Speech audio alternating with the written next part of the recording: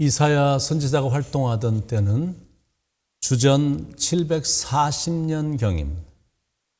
남유다의 나라 정세가 지극히 불안하고 암울한 상황이었습니다. 어느 정도였었냐면 나라가 살아남을 수 있느냐 아니면 완전히 존폐하느냐 하는 극도의 위기였습니다. 북이스라엘 왕인 베가 왕과 아람 왕 르신의 연합군이 남유다를 침공한다는 소문에 그 당시 유다 왕이었던 20대 젊은 아하스 왕이 너무나 두려워진 겁니다. 그래서 그 당시에 세계를 제패했던 아시리아에 의지하여 국가의 위기를 해결을 하려고 했던 겁니다. 바로 그때 이사야 선지자가 등장을 하면서 아하스 왕에게 이렇게 외칩니다. 왕이시여, 절대 아시리아를 믿지 마십시오. 우리가 의지할 분은 오직 한 분이십니다. 하나님 한 분밖에 안 계십니다. 그분을 의지하고 신뢰하십시오. 그리고 조금만 더 기다리십시오. 하나님은 우리에게 구원자를 보내실 것입니다. 그분은 반드시 오실 것입니다. 그분이 오셔서 우리를 통치해 주실 것입니다. 그 말입니다. 이사야서 9장 6절에 이는 한 아기가 우리에게 낳고 한 아들을 우리에게 주신 바 되었는데 그의 어깨는 정사를 메고, 여기서 한 아이란 메시아이신 예수 그리스도를 말하는 거죠. 한 아들이란 하나님의 독생자이신 예수 그리스도를 지칭하는 겁니다. 그의 어깨는 정사를 메었고 그분이 오셔서 이 세상을 다스리신다는 말입니다. 그게 바로 이사야 선지자의 첫 번째 외침이었습니다. 우리를 다스리실 통치자가 오십니다. 이사야 선지자의 두 번째 외침, 그분은 통치자일 뿐 아니라 기묘자이십니다. 6절, 그의 어깨에는 정사를 메었고 그의 이름은 기묘자라. 기묘란 말은 놀랍고 희한하고 신비하고 오묘하다는 말이거든요. 그러니까 그 기묘자는 놀랍고 오묘한 분이다라는 뜻입니다. 예수님은 정말로 원더풀 하신 분이십니다. 역사적으로 그분처럼 기이한 분은 이 세상에 단 한 명도 없었습니다. 그래서 이사야 선지자가 외친 겁니다. 그분은 이 땅을 우리를 통치하실 분이만이 아니라 그분은 기묘하신 분이십니다. 바로 그분이 오십니다. 라고 외친 겁니다. 이사야 선지자의 세 번째 외침, 그분은 모사이십니다. 6절, 그의 어깨는 정사를 메었고 그 이름은 기묘자라 모사라. 모사 그러면 느낌이 꼭 모사를 꾸민다는 말 같은데 그런 뜻이 아니라 카운셀러, 상담자란 뜻입니다. 그분은 우리의 고민을 상담해 주시고 문제도 해결해 주실 분이시다라는 거예요.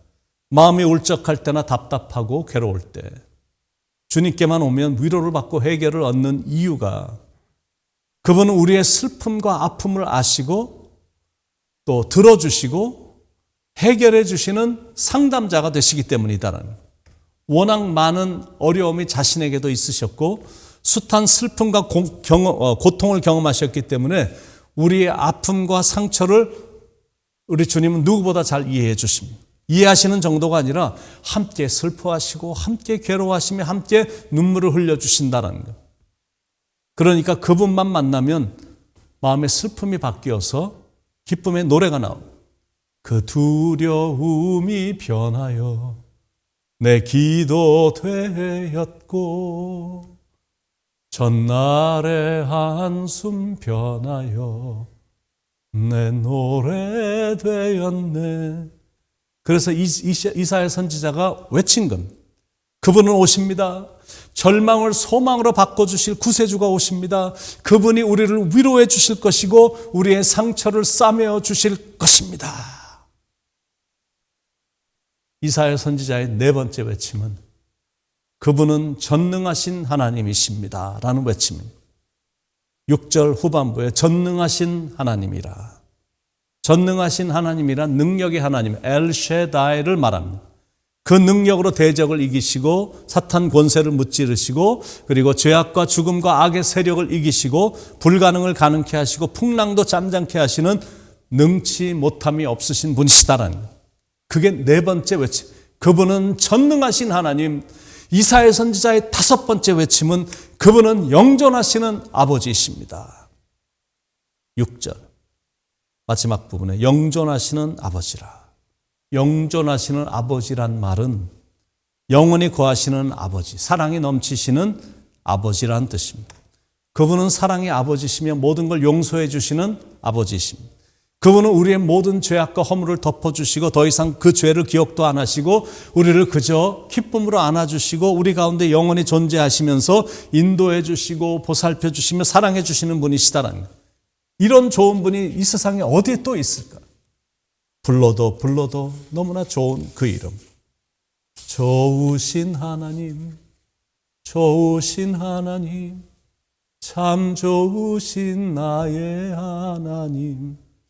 조금의 대가도 기대하지 않으시고 조건 없이 사랑해 주시고 책임져 주시고 보호해 주시며 어루만져 주시는 아버지. 그분은 영존하시는 아버지이시다라는 겁니다. 이사야 선지자의 마지막 외침. 그분은 평강의 왕이십니다. The Prince of Peace. 6절 가장 끝부분 평강의 왕이라 할 것입니다. 우리는 왕 그러면 권력으로 다스리는 이 독재자의 이미지가 있거든요. 실은 역사를 보면 왕들은 대부분 그랬습니다. 특히 고대나 중세의 왕들은 유난히 잔인하고 난폭해서 자기 멋대로 행동을 했습니다.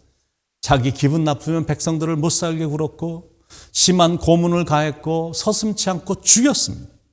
그러나 앞으로 오실 그 예수님, 만왕의 왕이신 그분은 그런 세상의 왕이나 권력자처럼 무력으로 지배하는 분이 아니다라는, 그분은 사랑과 공의와 평화로 다스리는 평화의 왕이시다라는 것. 7절에 그 정사와 평강의 더함이 무궁하며 또 다윗의 왕자와 그의 나라에 군림하여 그 나라를 굳게 세우고 지금 이후로 영원히 정의와 공의로 그것을 보존하실 것이라 만군의 여호와의 열심히 이를 이루시리라. 그래서 그분에게 높은 사람이나 권력 있는 사람만 나올 수 있는 게 아닙니다. 가난한 사람도 나오고 억울한 사람도 나오고 무식한 사람도 힘없는 사람도 죄인도 원수도 어느 누구나 다 나올 수가 있다라는 거예요. 그러니까 그분이 이 땅에 탄생을 하시자 천군 천사들도 너무 좋아서 이렇게 찬양을 했잖아요. 지극히 높은 곳에서는 하나님께 영광이요, 이 땅에서는 기뻐하심을 입은 사람들 중에 평화로다. 하늘에는 영광, 사람들에겐 기쁨, 이 땅엔 평화, 샬롬.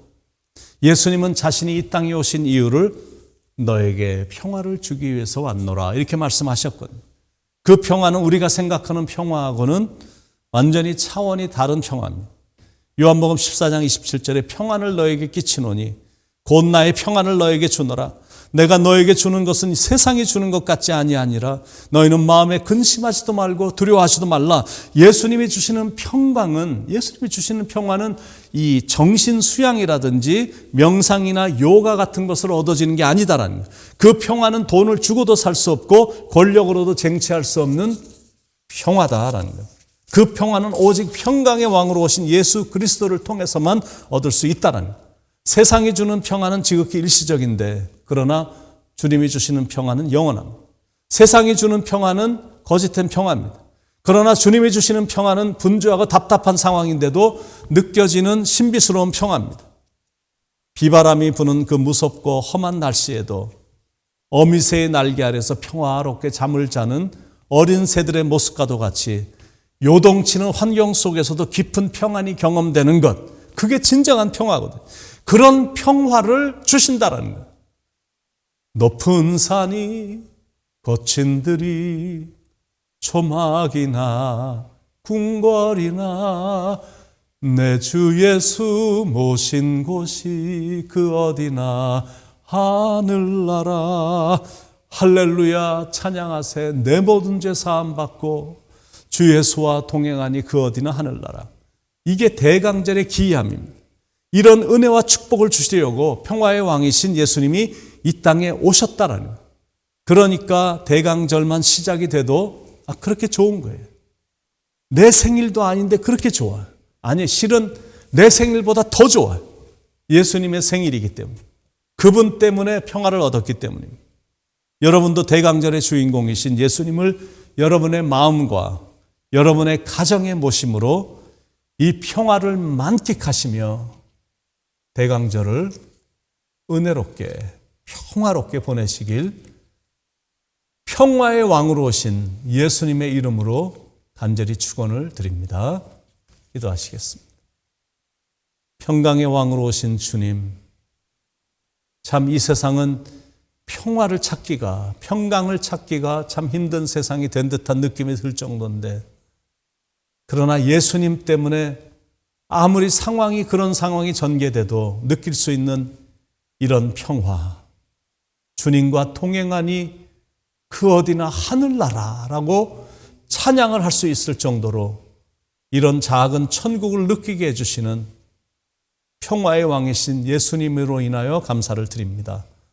오늘도 예수님 때문에 평강 가운데 늘 잔잔한 항해를 하듯 평화스럽게 이 하루를 살아가게 하시고, 성탄절에 오실 주님을 기대하며 기다리며 기도하며 나가는 우리의 심정이 될 수 있도록 인도해 주시옵소서.